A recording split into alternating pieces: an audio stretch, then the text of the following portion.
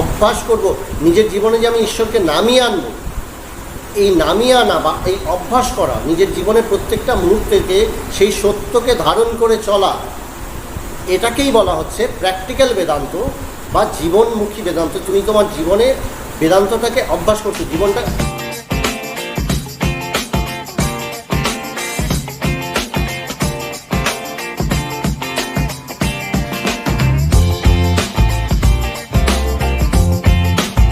প্রথম জিনিস হচ্ছে সত্য। মানে সত্যটা কেমন, যে আমরা প্রত্যেকেই নিজের নিজের মতন করে একটা সত্য সম্বন্ধে ধারণা করি, যে সত্যটা কী। সেই সত্যের যে ধারণা, সেই ধারণাটা একরকম, সত্য সম্বন্ধে একটা ধারণা হলো। তারপরে সেই সত্যের ধারণাটা নিজের জীবনে যখন নামিয়ে আনি, জীবনে যে প্র্যাকটিস করি আমার কর্মের মাধ্যমে, চিন্তার মাধ্যমে, তখন সে কোন জিনিসটাকে আমরা প্রকাশ ঘটাই, আমরা চিন্তার মাধ্যমে কোনটার প্রকাশ ঘটাই। বাস্তবিক কিন্তু আমি যেভাবে সত্য ধারণা করছি, আমার জীবন সম্বন্ধে যে সত্যের ধারণা করছি, সেই জিনিসটারই প্রকাশ ঘটাই। তো সাধারণ মানুষ কি হয়, সাধারণ মানুষের সত্য সম্বন্ধে কোনো খোঁজ থাকে না। সাধারণ মানুষের সবসময় খোঁজ কী থাকে, আমি কি ভোগ করব, জগতের মধ্যে কোনটা আমার দরকার, এটা লাগে সেটা লাগে। তার সত্য সম্বন্ধে তার কোনো চিন্তা নেই। সেখানটা দেখা যাচ্ছে, তুমি যদি সত্য সম্বন্ধে চিন্তা না করো, তাহলে কি হচ্ছে, তোমার মনের মধ্যে নানান হাবিজাবি চিন্তা বাসা বাঁধবে। আমি জিনিসটাকে খুব সহজ করে বোঝানোর চেষ্টা করছি, ধারণাটা যে কীভাবে আস্তে আস্তে আমাদের ক্রমবিকাশটা হয়। এই বেদান্ত কী শেখাচ্ছে বা ধর্ম কী শেখাচ্ছে, হচ্ছে এই চিন্তাধারার ক্রমবিকাশ। আস্তে আস্তে আমাদের চিন্তাটা কীভাবে ক্রমশ উন্নত থেকে উন্নতর হয়।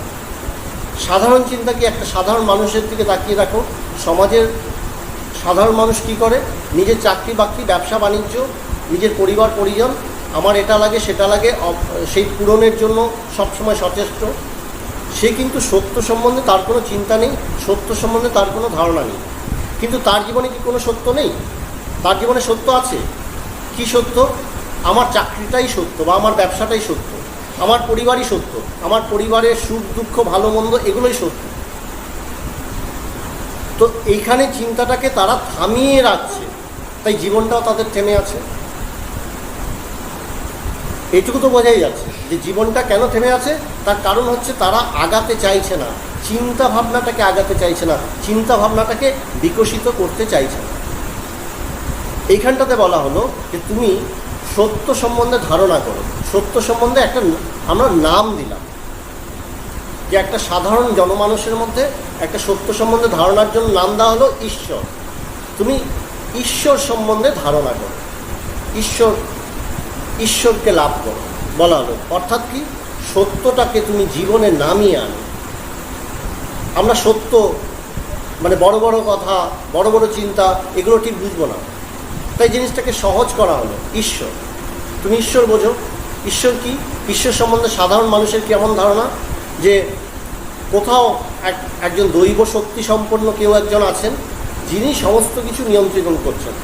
আমরা আমাদের সমস্ত শক্তি দিয়ে, টাকা পয়সা, শারীরিক শক্তি, মানসিক শক্তি, সামাজিক শক্তি, পারিবারিক যত রকমের শক্তি হতে পারে, সমস্ত শক্তি দিয়েও দেখছি যে আমরা কিন্তু আমাদের সমস্ত সমস্যার সমাধান করতে পারি না।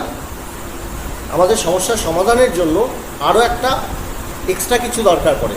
অনেক সময় দেখা যায়, বিশেষ করে এই জিনিসগুলো দেখা যায় যখন কেউ খুব অসুস্থ হয়ে পড়লো, ডাক্তাররাও হয়তো এক সময় বলে দিল যে দেখুন, আমাদের যা করার আমরা করছি, একটু ঠাকুরের কাছে প্রার্থনা করুন, ঈশ্বরের কাছে প্রার্থনা করুন, তার শক্তিতে যদি কিছু হয়। তখন কিন্তু ঘোর নাস্তিক যে, সেও কিন্তু যে একটা প্রদীপ জ্বালিয়ে আসে, একটা ধূপকাঠি জ্বালিয়ে আসে। শক্তি সম্বন্ধে বা ঈশ্বর সম্বন্ধে, সত্য সম্বন্ধে কী ধারণা, ঈশ্বর সম্বন্ধে কী ধারণা, ঈশ্বর একটা শক্তি, সেই শক্তিটা যদি আমাকে সাহায্য করে, সেই শক্তিটা কি সাধারণ মানুষ তার খোঁজ করে না। বলে এখানটাতে ধর্মের প্রসঙ্গ আসবে। ধর্মের প্রসঙ্গ কি বলছে, সত্য সম্বন্ধে তুমি ধারণা করো, যে শক্তির সাহায্য তোমাকে বারবার জীবনে নিতেই হচ্ছে। একটা ছাত্র পড়াশোনা করছে, সে ভালো স্টুডেন্ট হতে পারে, পরীক্ষা দিতে যাওয়ার আগে সে কিন্তু একটু হলেও প্রার্থনা করে যান যে আমার যেন পরীক্ষাটা ভালো হয়। ওটা নর্মালি আসে। কেন আসে? আশঙ্কা থেকে। আমি ভবিষ্যৎ জানি না, আমি বাচ্চাটা পরীক্ষা দিতে যাবে, কোয়েশ্চেন পেপার কী আসবে সে জানে না, সেই যে আশঙ্কাটা তাকে প্রার্থনা করাচ্ছে। ঠিক তেমনি আমাদের জীবনে প্রত্যেকটা মুহূর্তেও কিন্তু একই জিনিস হয়, যে আমরাও বারবার প্রার্থনা করি যে কী, যে আশঙ্কা ভবিষ্যতে কী হবে আমি জানি না, সেই জন্য প্রার্থনা করি।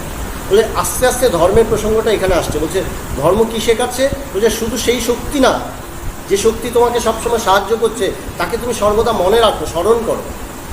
সেই শক্তির বলছে শক্তির অনেক ভেদ হয়, শক্তির প্রকাশের প্রকারভেদ হয়।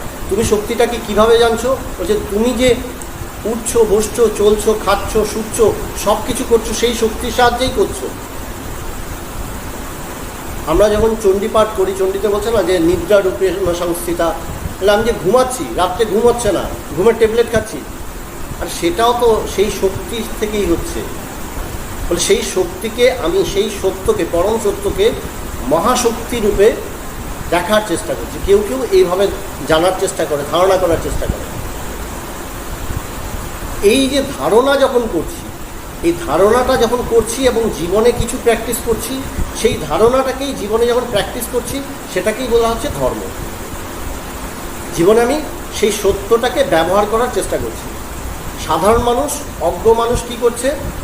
সেও তার জীবনের সত্য কি, আমার পরিবার সত্য, আমার চাকরি সত্য, আমার ব্যবসা সত্য, যে যেভাবে চিন্তা করছে সেভাবেই জীবনটাকে কিন্তু সেই সত্যটাকে ব্যবহার করার চেষ্টা করছে। কিরে তোর পরিবারকে দেখবি না? হ্যাঁ, ওসব ধর্ম করলে হবে? বোকার মতন কথা। তার কারণ তার সত্য সম্বন্ধে ধারণা নেই, ধর্ম সম্বন্ধে ধারণা নেই, সেই জন্য সেই কথা বলছে। সেই কিন্তু বিপদে পড়লে শনি মন্দিরে দৌড়াবে, শনি মন্দিরে দৌড়াবে, গিয়ে ইয়ে করবে, ধূপকাঠি দেবে, প্রদীপ জ্বালাবে, হ্যাঁ, শনির প্রসাদ নিয়ে ঘরে ঢুকবে না, তাহলে কিন্তু অকল্যাণ হবে। হ্যাঁ, এসব নানান কিছু আছে। পাড়ায় পাড়ায় দেখবে প্রত্যেক মোড়ে মোড়ে শনি মন্দির ভর্তি। এই জিনিসগুলো হয় কেন হয়? তার কারণ সত্য সম্বন্ধে ধারণা নেই। বেদান্ত কী করছে? আমাদেরকে সত্য সম্বন্ধে ধারণা গড়ে তুলছে, যে সত্য কী।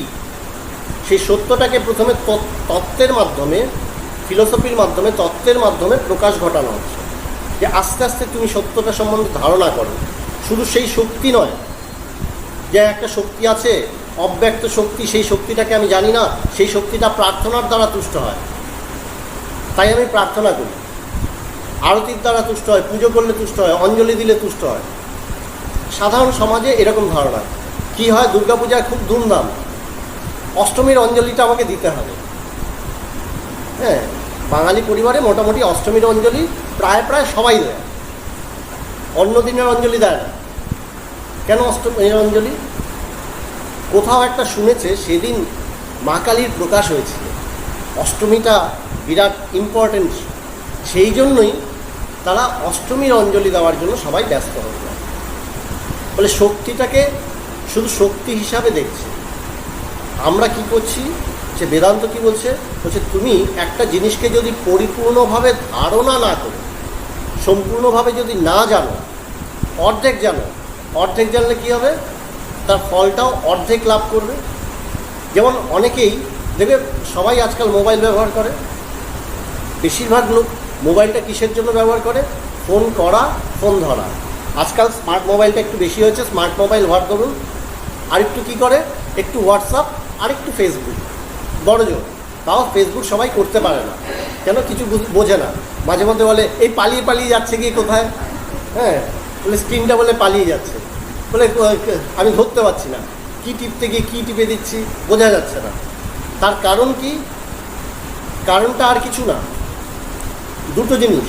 একটা হচ্ছে আমি ভালো করে জানি না, আমার অজ্ঞতাই আমার দুর্বলতা। বেদান্ত এই কথাটা বলে যে তোমার জীবনটা দুর্বল কেন?